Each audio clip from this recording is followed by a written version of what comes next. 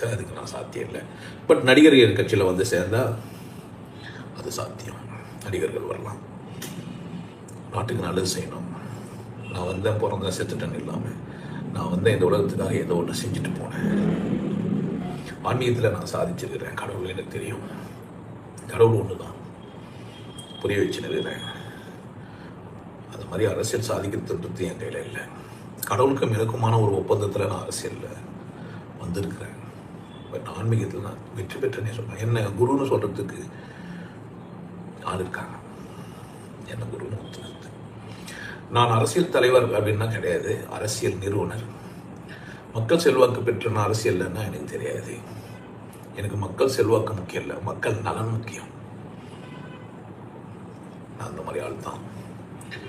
என்னை பர்சனலாக தெரிஞ்சவங்களுக்கு தெரிஞ்சிருக்கலாம். நான் இங்கே உங்களுக்கு சொல்லியே வைக்கிறேன், இந்த நாடு இந்த உலகம் நல்லா இருக்கும்னு நினைக்கிற ஒரு மனிதன்.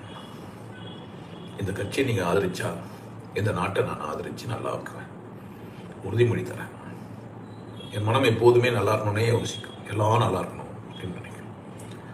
ஸோ எல்லோரும் நல்லா இருக்கணும்னு நினச்சா மட்டும் போதாது, அதை நடைமுறைப்படுத்தணுன்றதுக்காக தான் நான் வெளியே வந்துக்கிறேன்.